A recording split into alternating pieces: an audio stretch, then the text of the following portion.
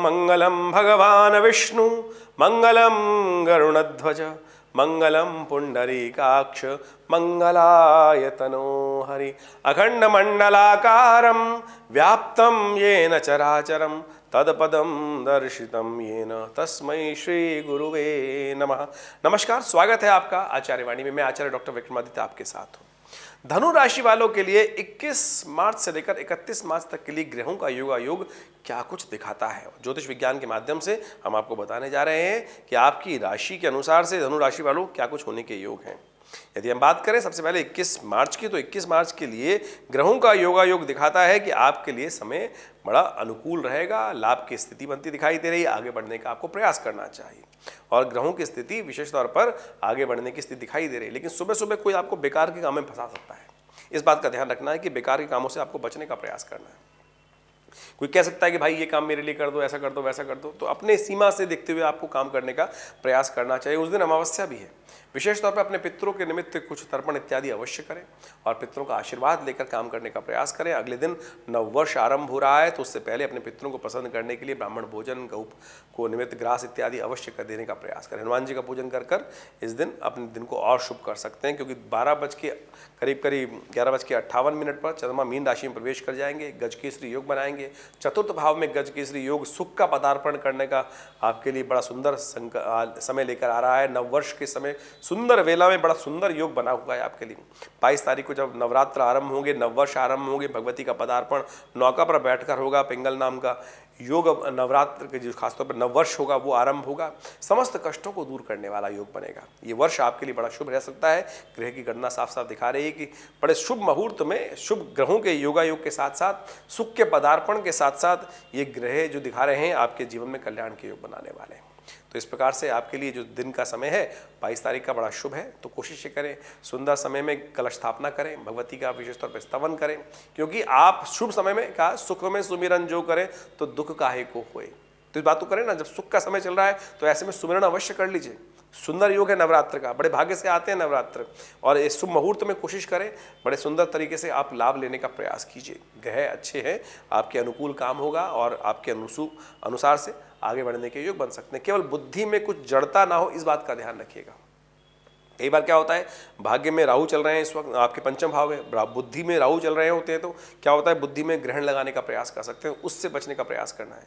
जो ज्ञान गुरु दे रहे हैं उसके अनुसार से काम करें तो बड़ा शुभ योग बन सकता है, लाभ की स्थिति बन सकती है। इस बात का ध्यान रखते हुए काम करना है।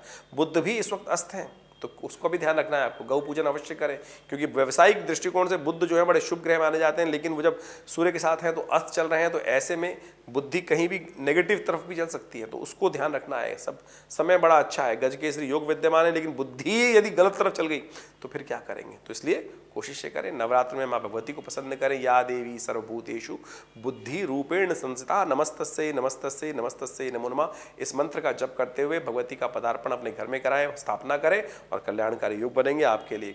यदि 23 तारीख की हम बात करें तो 23 तारीख को चंद्रमा जो है वो मेष राशि में प्रवेश करेंगे, और मेष राशि पंचम भाव में है, और पंचम भाव में शुक्र के साथ जिस प्रकार सुंदर योग बनाएंगे वो भी आपके लिए लाभ की स्थिति बन सकती है। आगे बढ़ने के रास्ते प्रबल हो सकते हैं। तो ऐसे में विशेष तौर पर शाम के समय उस दिन बड़ा सुंदर योग बन रहा है। चंद्र दर्शन होगा द्वितीया के दिन। चंद्र दर्शन करके अपने माता पिता का आशीर्वाद लें, आने वाले बहुत सारे कष्टों को आप दूर कर सकते हैं। शास्त्र में कहा जाता है कि विशेष तौर पर जब द्वितीया का चांद दर्शन होता है तो उस दिन विशेष तौर पर शाम के समय गौ पूजन भी करना चाहिए। गाय के श्रृंग को दूध से धोकर और गाय को विशेष तौर पे कुछ गुड़ इत्यादि खिला देना चाहिए।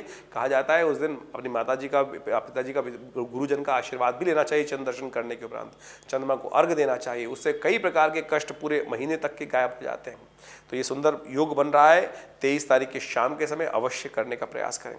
तो 24 तारीख में भी चंद्रमा जो है वो आपके मेष राशि में रहने वाले हैं, और आपकी बुद्धि के अनुसार से अच्छे लाभ की स्थिति बन सकती है। बुद्धि में बहुत सारे नए विचार आ सकते हैं, लेकिन राहु वहाँ लगातार विद्यमान चल रहे हैं, तो इसलिए उसमें थोड़ी क्षीणता हो तो उसके लिए एक काम कीजिए, मूली का दान कर दीजिएगा अवश्य। कभी कभी ऐसे समय में, क्योंकि राहु तो अभी काफ़ी लंबे समय से चलेंगे, तो एक छोटा सा उपाय नोट कर लीजिए कि कभी कभी शाम के समय भगवान शंकर के मंदिर में जाकर एक आध मूली का 2-4 मूली ले जाकर दान कर दिया, तो राहु के जो नेगेटिव इफेक्ट हैं वो दूर हो सकते हैं।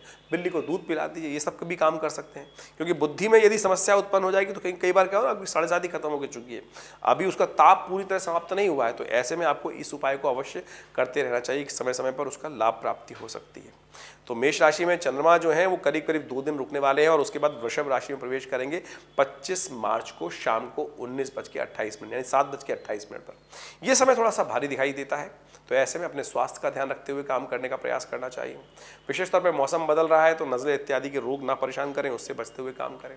शत्रुओं से थोड़ा चाल पहचानते हुए काम करने का प्रयास करें। लोग आपसे मन में ईर्ष्या कर सकते हैं, आपकी थोड़ी सी जो नेगेटिव पब्लिसिटी करने के योग बना सकते हैं। अपने शत्रुओं से विशेष तौर पर परेशान आप हो सकते हैं। ऐसे में महासप्तमी का दिवस है, उस दिन विशेष तौर पर माँ भगवती के निमित्त आप पूजन भी करें तो उनके जीवन में कल्याण के योग बन सकते हैं। और आपको एक बात का ध्यान रखें, 25 तारीख को विशेष तौर पर जो है कुष्मांड चतुर्थी है और उस दिन चतुर्थी के दिन विशेष तौर पर कुष्मांडा जी का पूजन किया जाता है। तो स्वास्थ्य के प्रति जो कष्ट होने के योग हैं, कुष्मांड का दान करें, सीताफल का दान कीजिए, वो बड़ा शुभ योग है। आपके कष्टों को, पेट संबंधी रोग, अनेक प्रकार के रोगों को ठीक करने के लिए, पित्त संबंधी रोगों को ठीक करने के लिए कुष्मांड का बलि देने से, कुष्मांड का दान करने से, यानी सीताफल का, हरे सीताफल का दान करने से बहुत सारे कष्ट दूर हो सकते। कच्चे सीताफल का दान करने का शास्त्र में नियम बताया गया है उस दिन, और आपकी राशि के अनुसार से ये करना बड़ा शुभ रहेगा। गौशाला में जाकर 2-3 कुष्मांड वहाँ गाय को खिला दीजिए, देखिए बहुत शुभ होगा। ग्रहों का योगायोग 2 दिन तक वृषभ राशि में चंद्रमा थोड़े से क्षीण है, लेकिन उसके बाद 28 तारीख को चंद्रमा मिथुन राशि में प्रवेश करेंगे। वो आपके लिए नई उम्मीद जगाने वाले होंगे और आपके लिए व्यावसायिक दृष्टिकोण से, कामकाज के दृष्टिकोण से बड़े शुभ की स्थिति बनाते दिखाई दे रहे हैं। तो उसका सदुपयोग आपको अवश्य करने का प्रयास करना चाहिए। समय आपके लिए अनुकूल रहेगा। उस दिन भगवती कालरात्रि का पूजन किया जाता है और खासतौर पर देखिए, जब आगे बढ़ते हैं तो बहुत सारे लोग मन में ईर्ष्या भी उत्पन्न कर लेते हैं। उन ईर्ष्याओं को भी ध्यान रखना जरूरी है, नहीं तो क्या होता है कि हम आगे बढ़ रहे हैं, नीचे से कोई हमारी विशेष तौर पे मट्टी हटाए चला जा रहा है और उससे हम आगे बढ़ने की बजाय पीछे हट जाते हैं। तो उस दिन भगवती महासप्तमी के दिन भगवती कालरात्रि का पूजन करने का शास्त्र में नियम बताया गया है और उनका विशेष तौर पर शहद के द्वारा उनका अभिषेक किया जाता है और विशेष तौर पर काली मिर्च के द्वारा उनके मंत्रों से आहुति दी जाती है। इससे कहा जाता है कि शत्रुओं की शत्रुता समाप्त हो जाती है। ये सुंदर उपाय अवश्य करने का प्रयास करना चाहिए। हमने आश्रम पर सहस्त्र चंडी महायज्ञ का सुंदर आयोजन किया है इस बार नवरात्र में।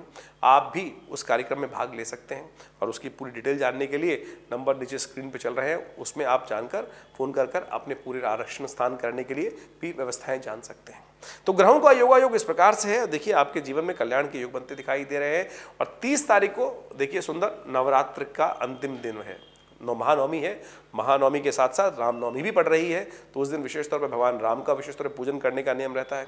आपके ग्रहों के दृष्टिकोण से चंद्रमा कर्क राशि में चले जाएंगे और चंद्रमा कर्क राशि में आपकी राशि के अनुसार से थोड़े क्षीण रहेंगे, बंधन के योग देते हैं।